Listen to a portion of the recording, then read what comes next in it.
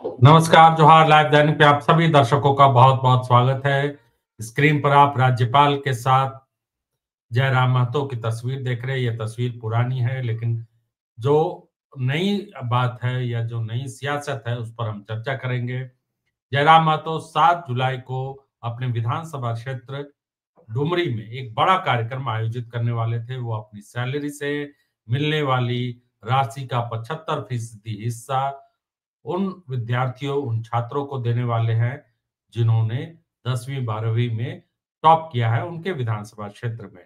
तो ये बड़ी बात है, ये कार्यक्रम 7 तारीख को होने वाला था और डुमरी के विधायक जयराम महतो इस कार्यक्रम के मुख्य अतिथि के तौर पर थे। लेकिन 24 घंटे के अंदर कुछ बदला, कुछ सियासत बदली और अब नया कार्यक्रम आया है। वो नया कार्यक्रम क्या है, वो हम स्क्रीन पर दिखला रहे हैं।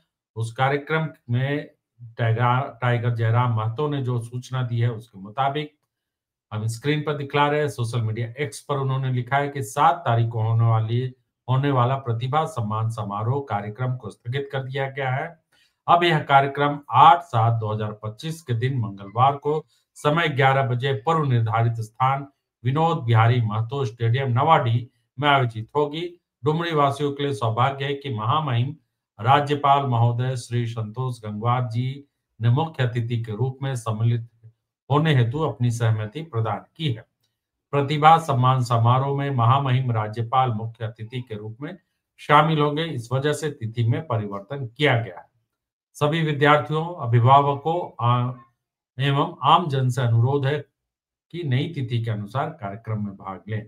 तो ये एक ट्वीट है, पोस्ट है जो कि सोशल मीडिया पर साझा किया गया।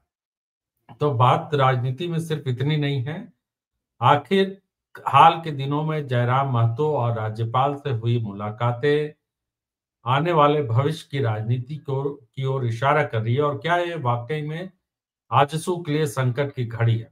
क्योंकि आजसू और बीजेपी का संबंध ठीक ठाक तो रहा है, लेकिन इतना भी अच्छा नहीं रहा है कि आजसू के होने से बीजेपी को बड़ा फायदा हुआ, बल्कि नुकसान हुआ। और नुकसान 2024 के विधानसभा चुनाव के दौरान सबने देखा किस तरीके से जयराम महतो की नई नई पार्टी ने बीजेपी को सत्ता में आने से रोक दिया और जय सुदेश महतो की आजसू पार्टी को लगभग खत्म कर दिया। उनके हालांकि एक विधायक जीते हैं, लेकिन सिर्फ 238 वोट से, और खुद आजसू सुप्रीमो सुदेश महतो अपने विधानसभा क्षेत्र से चुनाव हार गए सिल्ली से। तो जयराम महतो और राज्यपाल की यह मुलाकात बहुत सामान्य सी मुलाकात लग रही है। हालांकि राज्यपाल का जो पद है वो संवैधानिक होता है और उस पर किसी तरह की टीका टिप्पणी करना अनुचित माना जाता है। लेकिन हाल के दिनों में और खासतौर से गैर बीजेपी शासित राज्यों में जिस तरीके से रिश्ते रहे राज्यपाल के और राज्य सरकार के, उसको लेकर कई तरह के कयास लगाए जाते रहे, सियासत भी होते रही, आरोप प्रत्यारोप होता रहा, चाहे वो तमिलनाडु का मामला हो, केरल का, बंगाल का मामला रहा हो, और इसको लेकर सुप्रीम कोर्ट में भी मामला जा चुका है। तो राज्यपाल और एक विधायक की मुलाकात बहुत सामान्य सी मुलाकात लग रही हो, लेकिन राजनीतिक तौर से इसके कई समीकरण आने वाले दिनों में दिख सकते हैं, क्योंकि राजनीति में बीजेपी को कम से कम झारखंड में एक ऐसे सहयोगी की जरूरत है जो कि जेएमएम, आजसू, कांग्रेस के कोर वोट बैंक में सेंध लगाने में मदद करे। आजसू को के साथ रिश्तों का खामियाजा बीजेपी को उठाना पड़ा है और वो आप देखिए कि बीजेपी का जो लगातार वोट प्रतिशत गिरा, दूसरी ओर आजसू का सुपड़ा लगभग साफ होते होते बचा है। दूसरी ओर जयराम महतो लोकप्रिय हो रहे हैं, होते ही जा रहे हैं। उनकी लोकप्रियता कम होती हुई दिख नहीं रही है। हालांकि एक सीट जीती है उन्होंने, लेकिन उनकी लोकप्रियता का असर है। अब सवाल लौटता है या उठता है, हम लोग 2024 के लोकसभा और विधानसभा चुनाव के दौरान कई ऐसी खबरें आई, उड़ती-उड़ती खबरें, कई अपुष्ट खबरें आई कि बीजेपी चाहती है कि जयराम महतो के साथ समझौता हो जाए किसी तरीके से।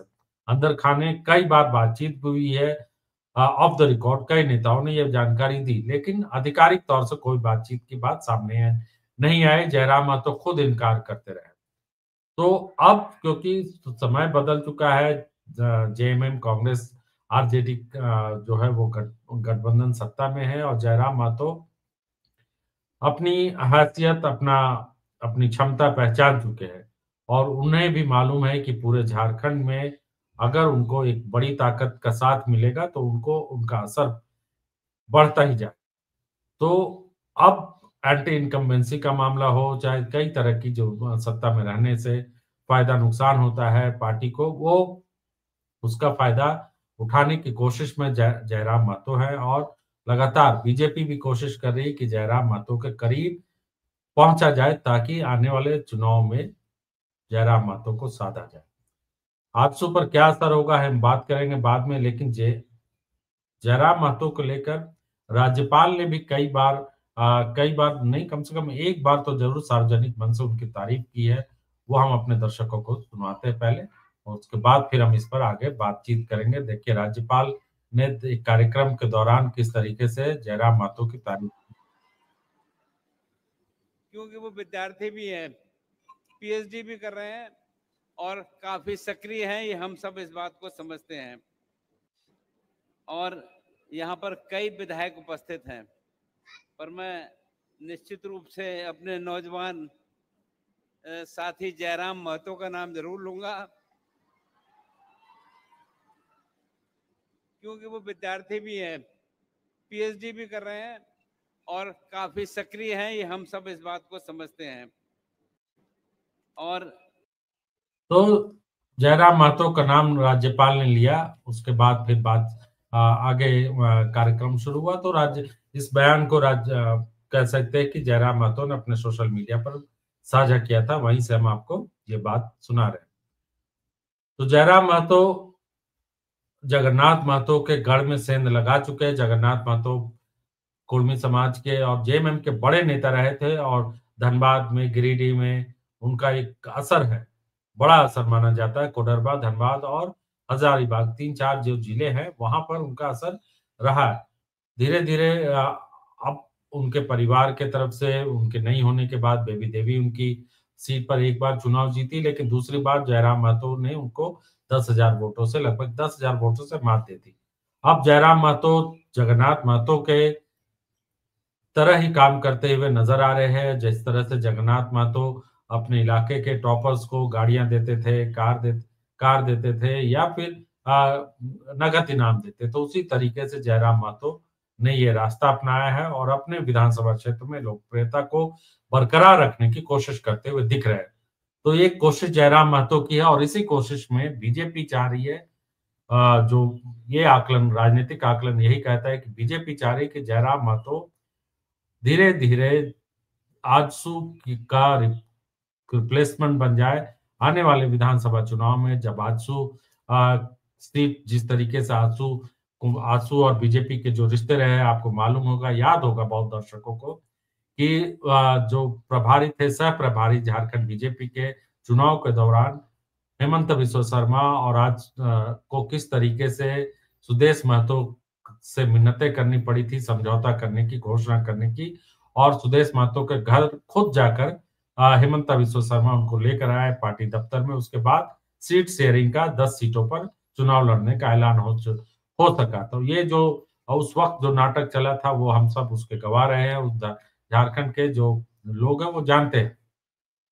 तो बीजेपी आजसू से रिश्ता निभाते हुए कितना फायदा में रही, ये हम सब जान रहे हैं।